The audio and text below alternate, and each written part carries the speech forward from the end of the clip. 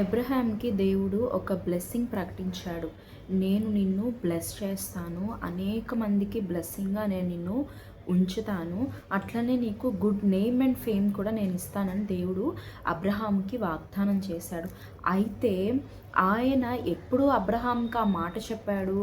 నీవు నీ దేశం నుండియు, నీ బంధువుల యొద్ద నుండియు, నీ తండ్రి యొద్ద నుండి వచ్చి నేను నీకిచ్చు దేశంలో నీవు నివసించినప్పుడు, నేను చూపించే దేశంలో నీవు నివసించినప్పుడు ఈ ఆశీర్వాదాలన్నీ నీవు పొందుకుంటావని దేవుడు అబ్రహాంతో మాట్లాడాడు. ఆయన బ్లెస్సింగ్‌కి ఒక టర్మ్ అండ్ కండిషన్ ఉంది.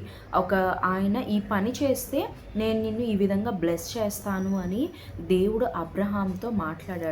మరి మనకు కూడా దేవుడు కొన్ని విషయాల్లో నీవు ఈ పాత్ తీసుకోవద్దు, లేదా పలానా వ్యక్తి నీ లైఫ్ పార్ట్నర్గా ఉండడానికి వీల్లేదు, నీవు తప్పు త్రోవలో వెళ్ళడానికి వీల్లేదు, పలానా స్ట్రీమ్ ఇలాంటి స్ట్రీమ్ నువ్వు చూస్ చేసుకోవడానికి వీల్లేదు, ఇది పాపపు మార్గము, ఈ పాపపు కష్టార్జితం నిన్ను పోషించదు, అది నీకు ఆశీర్వాదం కాదు, ఒక దాన్ని విడిచిపెట్టిరా, లేదా పలానా దానికి వెళ్ళు, ఇదిగో ఇలా ఉండు, ఇలా కరెక్ట్గా ఉండు, యథార్థంగా నీతిగా బ్రతుకు అన్నప్పుడు మనం చాలాసార్లు రిజెక్ట్ చేస్తూ ఉంటామండి.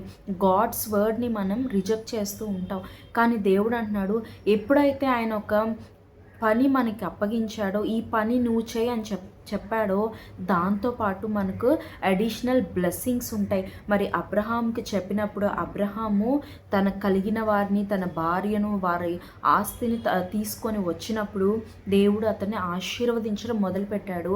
ఎంతలా ఆశీర్వాదం అంటే తన తమ్ముడైన లోతుకు అతనికి కలిసి ఉండడానికి కూడా వీలు లేనంత ఆస్తి, అంటే ఇద్దరు కలిసి ఉంటే సరిపోదు అంత బ్లెస్సింగ్, గొప్ప నేమ్ అండ్ ఫేమ్ దేవుడు అబ్రహాంకి ఇచ్చాడు. మరి అట్లనే ఇంకొక మాట కూడా దేవుడు అబ్రహాంకి చెప్తాడు, ఏమని?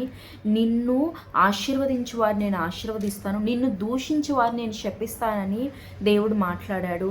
మరి నీవు అనుకుంటున్నావేమో, ఏముందిలే దేవుడు చెప్పిన పని చేస్తే ఏముంటుంది, ఆ పని వరకే నాకు ఫలితం ఉంటుందేమో అని నువ్వు అనుకుంటున్నావేమో. కానీ అబ్రహాము దేవుడు చెప్పిన మాట విన్నప్పుడు ఆయనకి నేను నీ పక్షాన ఉంటాను అని స్పష్టంగా దేవుడు అబ్రహాముకి తెలియజేశాడు.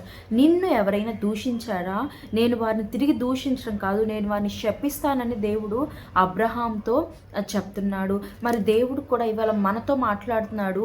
నేను ఏ పని అయితే చెప్పాను నువ్వు అది చేసినప్పుడు నేను నీకు బ్లెస్సింగ్ ఇస్తాను. నువ్వు ఒక స్టార్టప్ బిజినెస్ లేదా వేరొక ఆఫీస్ జాబ్ ఏదైనా సరే ఒక పని నిమిత్తం దేవుడిని నియమించినప్పుడు, దేవుడు చెప్పినట్లు నీవు నీతిగా యథార్థంగా నువ్వు బ్రతికినప్పుడు ఆయన నీకు నేమ్ అండ్ ఫేమ్ ఇవ్వగలడు. ఆయన నీకు బ్లెస్సింగ్ ఇవ్వగలడు. అది ఎలాంటి బ్లెస్సింగ్ అంటే అది నీతో ఆగిపోయే బ్లెస్సింగ్ కాదు, తరతరాలకు ఉండే బ్లెస్సింగ్ ఆయన మనకు ఇవ్వగలడు. మరి దేవుని మాటను మనం రిజెక్ట్ చేయకూడదు. ఏదో చెప్పాడులే అని మనం దాన్ని కేర్లెస్గా, నెగ్లిజెన్స్గా మనం దాన్ని ట్రీట్ చేయకుండా దానిపైన మనం ఫోకస్ చేసి దేవుని మాటను మనం నమ్మి ఆయన చూపించిన త్రోవలో మనం వెళ్ళినప్పుడు కౌంట్లెస్ బ్లెస్సింగ్స్ ఆయన మనకు ఇస్తాడు. మరి అబ్రహాంతో దేవుడు ఏమని చెప్తాడు?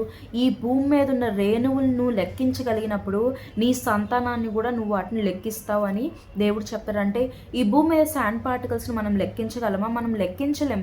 ఎక్కడ ఏ మూల ఎంత ఉందని మనం వాటిని మెజర్ చేయలేం. మరి అట్లనే అబ్రహాంని దేవుడు అంతగా ఆశీర్వదించాడు. మరి మనం కూడా దేవుడు ఆశీర్వాదాలని, దేవుడిచ్చే నేమ్ అండ్ ఫేమ్ని, దేవుడు మన పక్షాన ఉండే ఒక గొప్ప రాజును పొందుకోవాలి అంటే మనం చేయవలసింది ఒక్కటే, ఆయన టర్మ్స్ అండ్ కండిషన్స్కి మనం ఒప్పుకోవాలి, ఆయన చెప్పిన బాటలో నడవాలి, ఆయన వద్దన్నది వదిలిపెట్టాలి. అది నీకు బాధగా ఉండొచ్చు, నీకు ఏదో ఒక విషాదంగా ఉండొచ్చు, కానీ దేవుని మాట నమ్ము, ఆయన పాత్వేలో వెళ్ళు, ఆయన నీకు బ్లెస్సింగ్స్ ఇచ్చి దీవించి ఆశీర్వదిస్తాడు. ఆమేన్.